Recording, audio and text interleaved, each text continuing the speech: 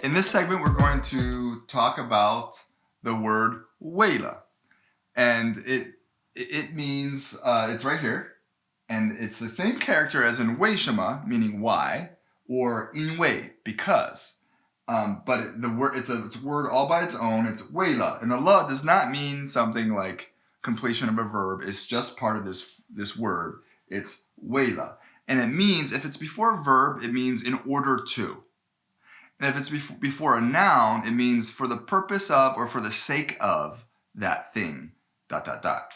So it comes in two kinds of forms. It comes in like it's in order or for the sake of something, comma, something happened, or it comes at the end of a sentence. So there's the beginning of a sentence and the end of a sentence form, and I'll give you an example or two for each. Here we have it coming in the beginning of a sentence and before nouns. 为了妻子和孩子.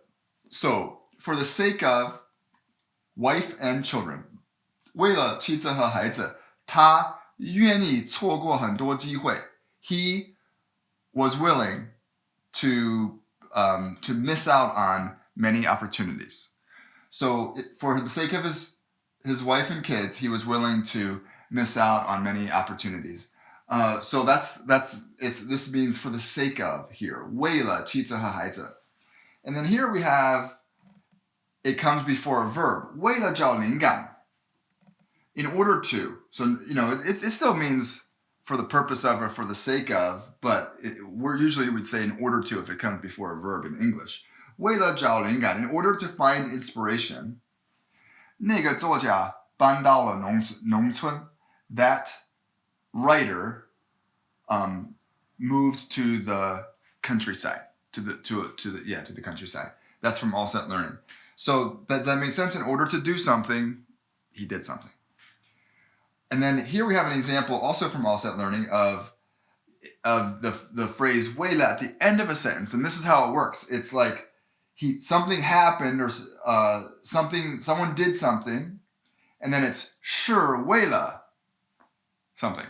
So either a noun or a verb, in order to or for the sake of. So, 我这么做, I like this do. In other words, I do this, I did this, I do this. 我这么做是为了帮你 is in order to help you. 我这么做是为了帮你. I am doing this in order to help you. And then I have another example in my notes I didn't write down. It's 我休息是为了恢复身体. I rest is 为了恢复身体 is in order to recover my body, in order to let my body recover, in order to get recovered. So I was trying to think of how do I describe like the difference between putting it in the beginning of the sentence and putting it at the end of the sentence. The beginning of the sentence, you have 为了 something happened. At the end of the sentence, you have something happened, 是为了 something.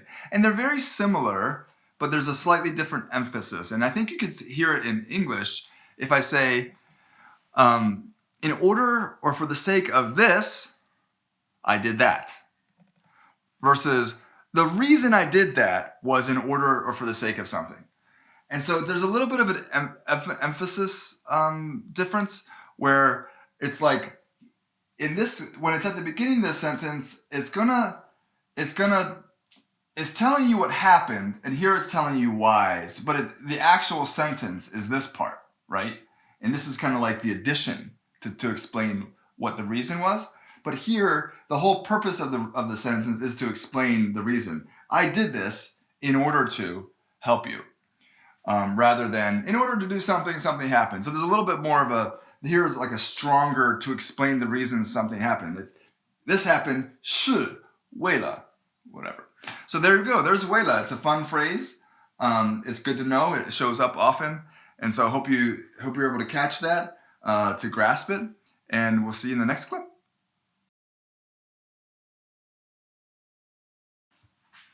Hey, in this section, we're going to talk about alternative existential sentences. Now, this is the title that I got from All Set Learning. I had to keep it because what a cool title. I mean, it's awesome. So what are existential sentences? They're actually not philosophical sentences ascribing to existentialism. They are sentences that tell you where something is. I know it's kind of boring with a cool title like that, but just sentences that tell you where something is, where a location is. Now let's talk about ways that you already know that we've already talked about to say where something is. And the first one is that we have a location phrase such as 在 place, or 在 noun, and direction word, like 书在桌子上. So the subject of the sentence is 书 book.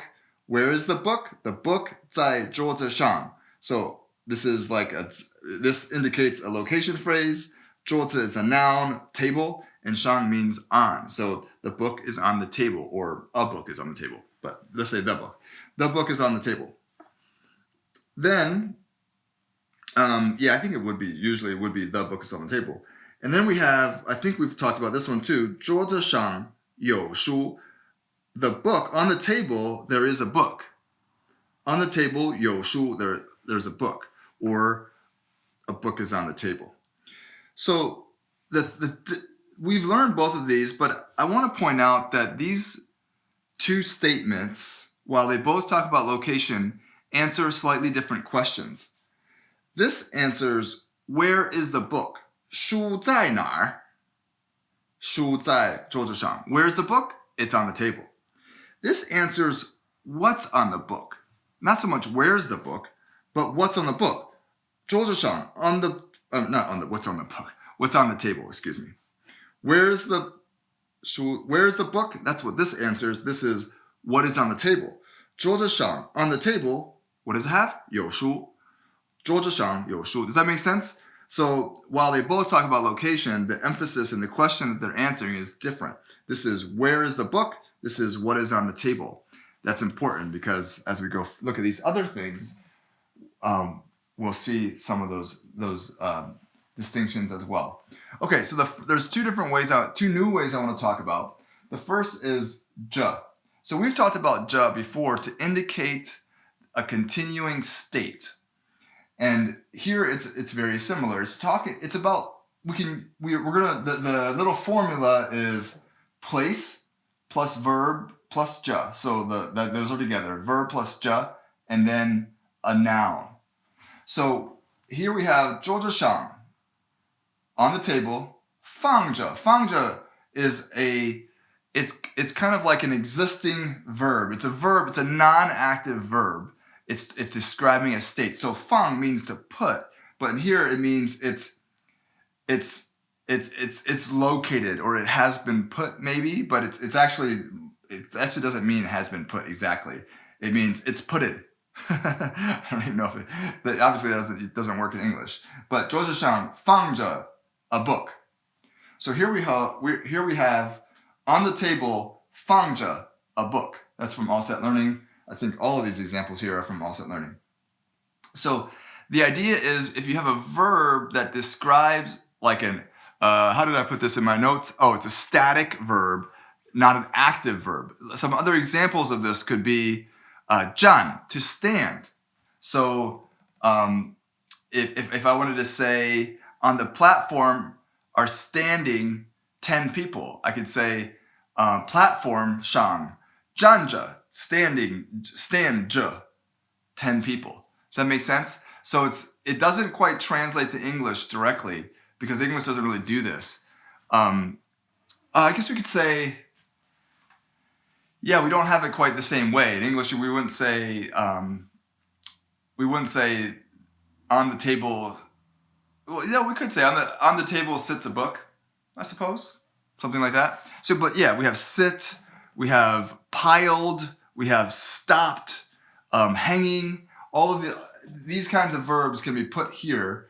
Here's another example. 教室里, in the classroom, 坐着, sit, are sitting, 200多个学生, more than 200, between 200 and 300 students. So 教室里坐着200多个学生. In English, we could say there are 200 people sitting. See, here's the thing though, and the focus of this isn't to say that they're sitting, even though it does say that they're sitting. The focus of the sentence is not to say that the 200 people are sitting. It's to say that there are 200 people in the room. That's like the actual focus. And so we don't want to focus on the verb, though the verb does give us some information that the people are sitting.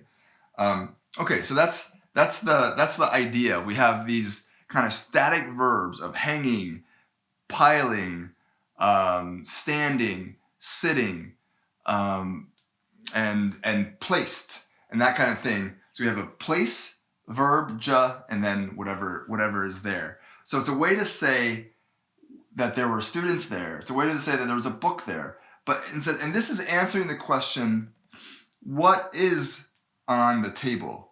Not where is the book? It's saying that there is a book on the table.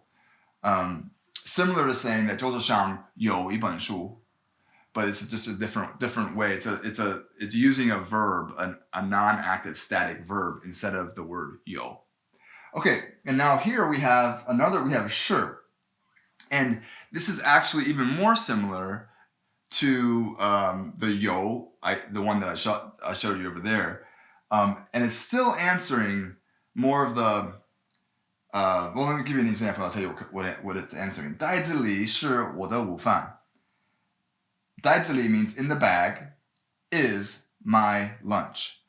袋子里是我的午饭. And so it's answering the question, what is in the bag, not where is my lunch. If someone had said, 你的午饭在哪儿? That would be, where is your lunch? The answer would be, 我的午饭在袋子里. My lunch is in the bag.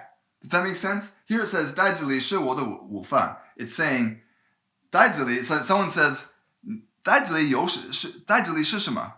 Or 袋子里有什么? 有什么, actually, got the tones wrong there. 袋子里有什么? And sorry, I'm blanking here. Then the answer would be 袋子里是我的午饭, or 有我的午饭. And then here we have 桌子上是昨天没吃完的菜. This is a fun sentence because it has some things going on. 桌子上, on the table, is what? 昨天没吃完, yesterday did not finish the 菜, the food. So the table, on the table, what's on the table? The food that we didn't finish yesterday is on the table. So it's answering the question, what is on the table, not where's the food that we didn't eat yesterday. That would be 昨天没吃完的菜在哪儿 or 在哪里. Does that make sense? Why I'm making that distinction? So basically, this structure right here is the way to say where something is, to emphasize where something is. To say a place and then what is there, we have these three other ways. We have 有, 是, and then verb plus 这.